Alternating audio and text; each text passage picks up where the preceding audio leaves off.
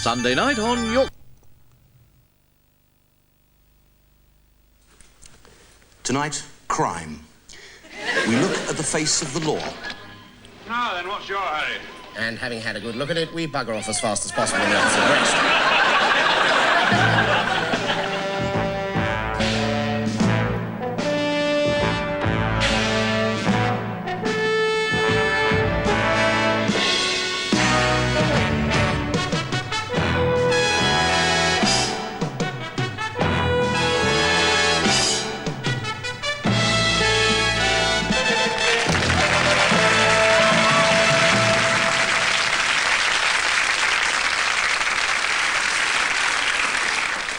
Well, there we are, hello. Or in the immortal words of Dixon and Doc Green, just slip us a tenner and we'll forget all about it. And we start our look at the law where else but Paris.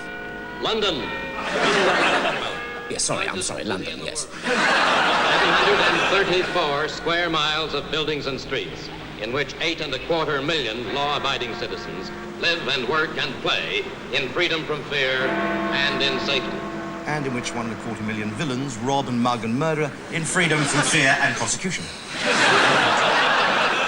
Anyway, what sort of a man is the British policeman? As we all know, he obeys strict rules of conduct at all times. For instance, he'll never tackle a criminal unless he's been formally introduced. I'm desperate. That's all right, Mr. Kinney. I'm Inspector Fabian.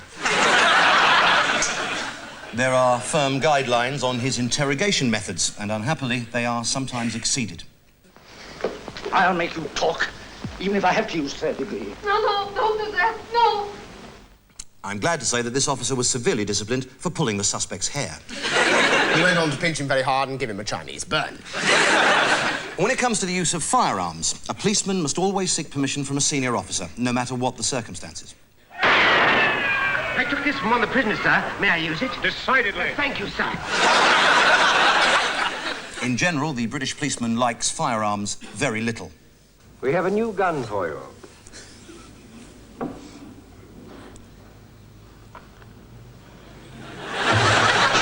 And they don't come much littler than that. But other police forces, of course, are not always as disciplined and restrained as the British Bobby. Here, the Tokyo Met carry out a routine interrogation. With a technique they picked up from Hull Kingston Rovers. And the French gendarmerie have their own brutal interrogation technique. Oh, that looks like the case, huh?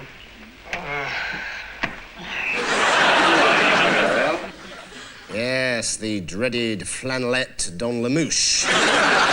Big one? The wet towel in the gob never fails.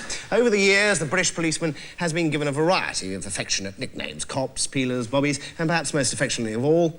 Pigs. Yes, pigs, not actually a term of abuse, simply a reference to the early method of police transport. Jump up.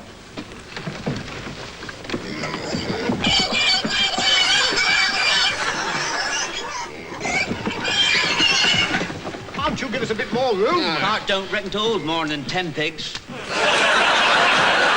As you see, a rather slower and more cramped version of the panda, affectionately known as the porker. Inevitably, some of the pig's behaviour rubbed off. Here, there, get up, everywhere.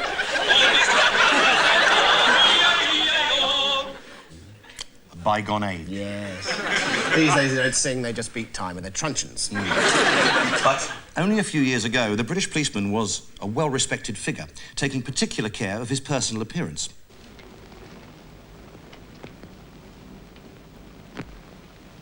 What do you make of that? Face powder. How do you know? Because it's mine, you fool. And some of them took this vanity even further. But who are you? But haven't you realized it yet? I'm Cross, from Scotland Yard. Cross, yes. Oh, I'm not surprised he's cross, having his dress ripped like that. He is, of course, one of the early plainclothes cops, or rather fancy clothes in his case. But the undercover cops have always had their own way of doing things. For instance, in order to corner a suspect, they burst out unexpectedly from the most surprising places. CID? SPG? Nope, it's the dreaded MFI squad. until the 1950s, of course, bobbies were just great big children at heart. Yes. After the strain of a hard day's policing, there's nothing a copper like more than to relax with a good old-fashioned game of tag. He has nearly got him. Oh, look, he's making a break for it. Is he going to get away? Nope. Still hundreds waiting to catch him, look. This actually highlights a major problem of the pre-war police force, overmanning. Our evidence has revealed that at one time, 40% of the population were members of the force. And everyone came to fear that well-known catchphrase, "Can I have your autograph?" Alas, constant mingling with the criminal world has led to unhealthy associations. From the very start, corruption has been a major problem. Here, a well-respected member of the Manchester Constabulary arrives home after a hard day on the beat and is greeted by his enthusiastic lover, who, as we can see, is still wearing his uniform after a hard day's breaking and entering. Yes, no matter how apparently upright a police officer may appear, make sure you keep an eye on him. One word of advice. In dealing with the police, always be frank. Good day. Yes, and always watch out for him nicking your typewriter when he leaves your house. Yes, the rank smell of corruption. At the worst, when the victims are innocent little children. Hey, have any of you kids got any sweets? Yes, officer. Big ones. Lots and lots. Have any of you others got any sweets? Yeah. Come on, give us some.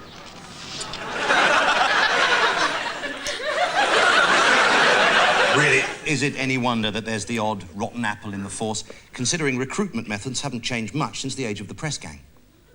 Taxi! Where to, sir? Take me to... How much Scotland Yard? Well, that's how they catch their policemen, so how do they catch their criminals? Now, this is primarily the task not of the bobby on the beat, but a man whose name is in many ways synonymous with detective work. The detective. Yes. What distinguishes a detective from an ordinary policeman? Oh, don't forget, Miss Trent claims to have seen them, too. She didn't have anything on her breath. She was hysterical. Well, true, she was frightened and in a state of shock. But don't forget that torn nightgown and the scratched feet. Yeah, I hadn't thought of that. Guess that's why you're a detective lieutenant and I'm still a uniformed cop. Yes, it is. Obviously, the main difference is an ability to remember anything at all about the case.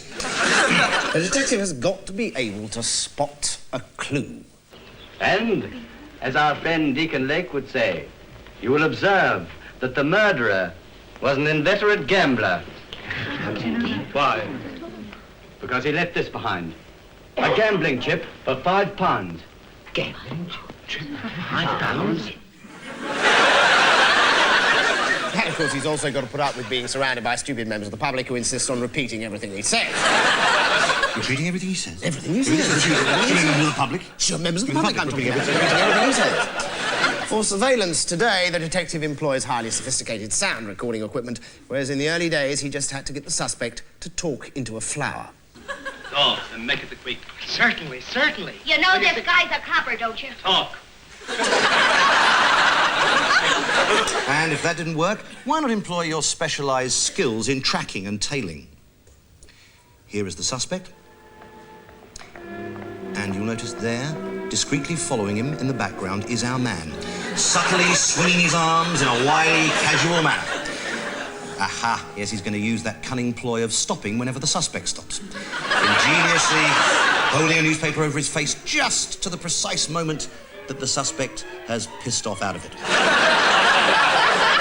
Of course, the detective is a master of interrogation, leading a suspect on until he suddenly pounces with the final demanding question that he knows will break him.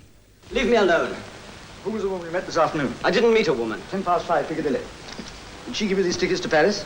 I bought those tickets myself. When? Yesterday. What's today's date on them? This afternoon, I meant. While you were in St. James's Park watching the ducks. Yes, that's the one. The old St. James's Park watching the ducks question gets him every time. The detective also has to have the sort of highly trained mind that enables him to spot things that would just not be obvious to ordinary members of the public. This one belongs to Gillis, no doubt about that. J.M. Gillis. Brilliant. promote that man to inspector immediately. This almost supernatural power of observation is shared by our old gun-waving friend in the white Mac. One thing's sure. Inspector Clay's dead. Murdered. And somebody's responsible. Incredible. Next case. You can't say this belongs to him anyway. Wait a minute. I recognize this. Yes, it's a bell, isn't it? But part judge, part social worker, part scientist, part criminal, the average policeman has acquired over the years some very profound pieces of knowledge. With a crook, you can anticipate his next move. With a crazy woman, just don't know where you are. A left-handed man doesn't shoot himself with his right hand. Killing a dog is just one of those trick complications that all amateur criminals like to introduce. I don't grow roses, Sergeant. Roses? I've never known a rose grower to be a sad man. Well, there we are. We shall all sleep safer in our beds after that. At least the criminal element will. So in part one, we've seen how they round them up, and in part two, we'll see how they put them away. And we'll be looking at different crimes around the world, in particular in America, where they seem to face similar problems to us, but perhaps on a larger scale. Attention! Attention! Ladies and gentlemen, attention! There is a herd of killer rabbits headed this way, and we desperately need your help.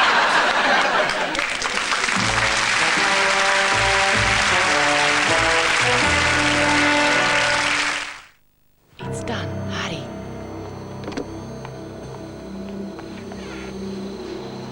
It should only be a couple of days. Take care. Ciao.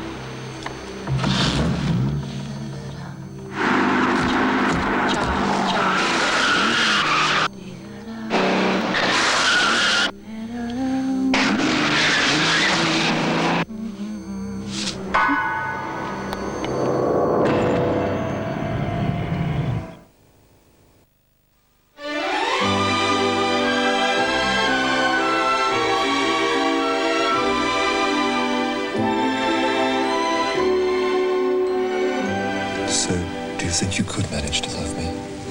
Oh, Kenneth. And I thought you loved my pretty little sister Annabelle. Oh, no, my sweet. It's you I really love.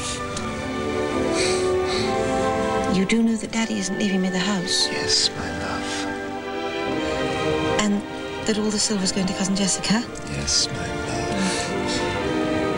And that really I have very little? Yes. Yes, my love. In fact, Kenneth, all I have is my Astra.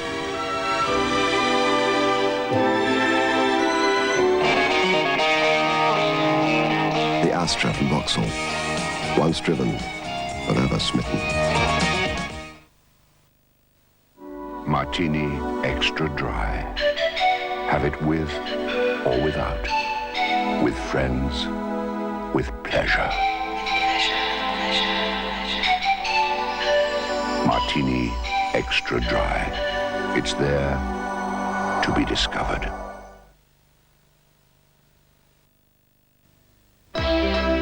When you put Esso petrol or diesel in your tank, you're not only getting quality you can count on, you're getting an Esso Tiger token for every £6 worth of fuel you buy. And whether you're a high or low mileage driver, you have a variety of quality gifts to choose from.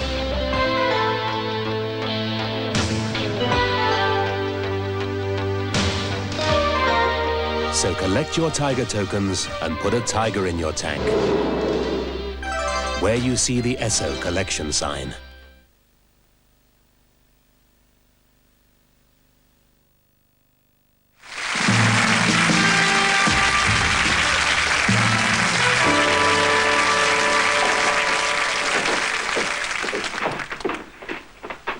Your Honor, in this case, the state waives trial of the defendant, Ralph Wiley.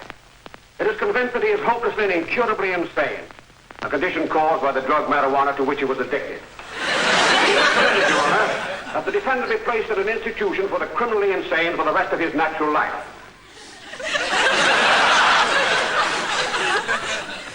Well, there we are. That's one way to deal with them. The courtroom, the home of justice. And, of course, the cornerstone of justice is the jury system. What sort of people are chosen for this awesome and responsible task? We're in luck. It's a murder. Get our lunches free with a murder. Yes, fat, lazy bastards like the rest of us. Now, the jury's function is to assess the evidence put to them by learned counsel. Learned counsel is easily identified by his distinctive uniform, the main function of which is, in fact, to give him something to do with his hands to stop him picking his nose. Members of the jury, clear your minds of anything you may have read. Which, in the case of our fat friend on the jury, is presumably the Good Food Guide. As my learned counsel, you have the task of explaining the evidence to the members of the jury using words that they will all understand. You know, when I was a youngster, learning my 3 R's, I found out that 3 apples and 2 apples made 5 apples. And that 3 apples and 2 oranges didn't. And I think that's what we got here. Apples and oranges. Well, there we are. Straightforward as a banana. A trial can be a lengthy procedure, and it's not surprising that sometimes learned counsel tries to speed things up a bit. I'm taking the law into my own hands. He's going crazy. Yes, we're never going to get that free lunch now, are we? Of course, no court can operate without the one person upon whose word and opinion everyone hangs, the prisoner. Yes, it is learned prisoner's function to lie through his teeth and break down in the dock and admit everything. Yes! Yes! Because he was a swine, an inhuman blackguard. He struck my brother down when he was wounded, badly wounded. Struck him down with his fist, and then he kicked him. So I killed him. That's all. That's all? What are you talking about? That man was quite rightly sentenced to 20 years at the Old Vic. Presiding over everything, we come to the judge. He is a former learned counsel who has worked his way to the pinnacle of the legal profession over the course of some 40 or 50 years, by which time he is, of course, completely senile. And finally, mention must be made of the members of the public. Their long-established functions in court are to jump up and scream, stuff handkerchiefs in their mouths, sit around chortling and finding the whole proceedings jolly amusing, and suddenly running out of court for no apparent reason. This is all done for one reason and one reason alone, to provide the judge with an opportunity to give his gavel a good old bang on the desk.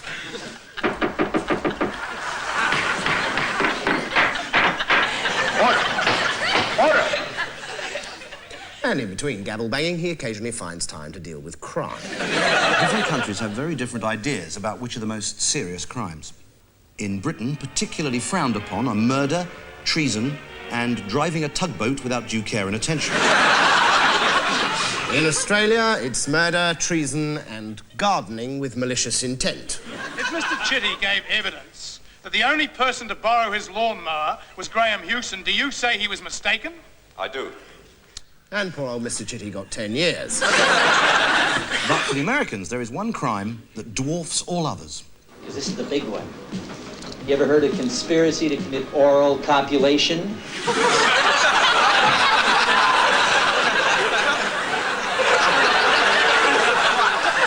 Well, to be absolutely honest, I hadn't. But forget Watergate, this is the sort of conspiracy we should be seeing television documentaries about. And so grave is the crime of conspiracy to commit oral copulation that it has been the subject of some of America's most passionate trials. But it's not true, I tell you. I didn't do it. How could I? No, it's not true. It's a lie. Is that what you've been doing in this court? No, of course not. Yes, I was there. I saw the hole.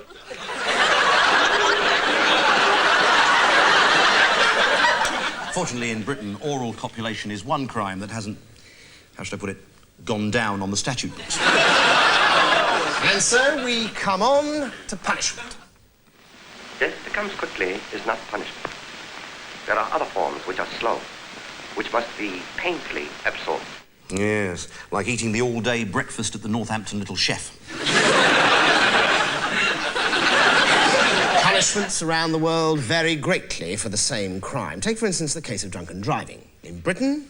This is a serious case of dangerous driving. The sentence of the court is that you will be fined £5. Yes, a bit of a let-off, but that's what comes of being a member of the royal family. In America, however, the punishment for the same crime is rather more severe. Stewart, you are to be transferred to one of the state hospitals for immediate sterilization. Next case. Mind you, that was his third offence. And in Japan, the punishment for being half-cut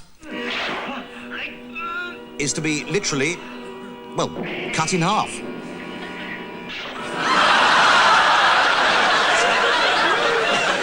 I'm only joking. It's 50 hours community service. But the most common method of punishment, of course, is prison.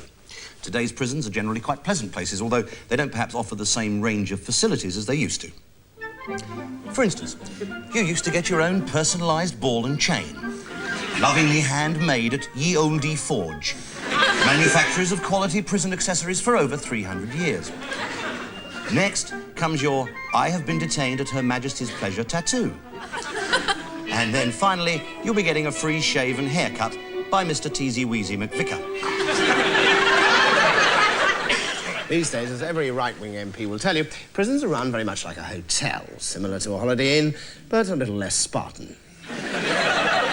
And here we see inmates being allocated their cells by the warder. 3197 Jenkins. That's a single bunk with sink. 23445 Markham. That's a half bunk with bedpan. 9531 Keith. That's a half bedpan without a bunk. And that's a four-room suite with the Cray twins. And apparently, most prisons now provide a free dry cleaning service. They're pressing your necktie for you, Barkley. See? Yes, nothing's too much trouble. It's just one big house party these days, and after dinner they relax on the patio where organised games such as Chinese whispers are extremely popular.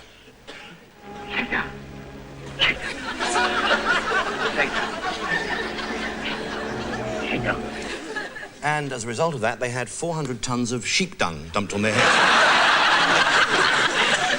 Most prisoners greatly enjoy their stay, but with more and more of them taking advantage of cheap package deals, there have been some complaints.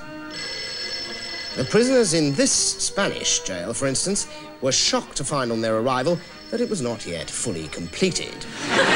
Solitary confinement was 5 to a cell, and incredibly, there was only one telephone for over 2,000 prisoners. But when you're in prison, time hangs heavy on your hands, and leisure activities are very important, one of the most popular being music. There's nothing a prisoner likes more than a good old sing-song. Oh, bury me not on the lone prairie where the coyotes howl and growl over me. Stop that! Yes, well, not everybody likes Johnny Cash. And prisoners often amuse themselves by tapping out the signature tune of Test Match Special.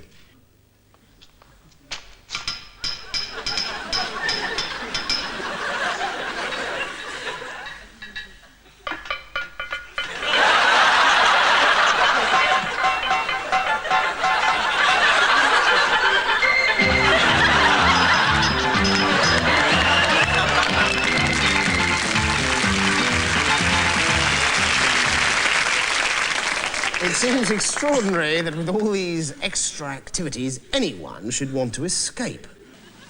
Gosh, I'll have a shot. There's another blighter beyond that wall. He'll shoot. I'm going over that wall by the corner. If that chap's looking the other way, I'll get by. You're mad, Governor. Yes, on occasion, even the prison governor tries to make a run for it. Now, there is one question we must ask. Does prison work? Well, fortunately, we know some former criminals who have gone on from prison to become well-respected members of society. I mean, it's a little-known fact that Michael Jackson did 5 years in San Quentin. Along with the rest of the Jackson 5. And finally, do you recognize this degraded specimen? You're an egomaniac. But you're rather competent. Now, I intend to see that when you leave this health resort of ours, that you're set up in a smart hat shop. You told me at Copperhead that's what you always wanted to do. And you'll be a success, too. The egomania, the bouffant hairdo, the glassy stare. Yes, it's Faggy Maggie. Now we know why she runs the country like a small hat shop. Just one of the many people rehabilitated by the prison system. So there's a lot to be said for stopping it, then. Yeah, absolutely. Bring back capital punishment. That's what I say. Good night. Good night.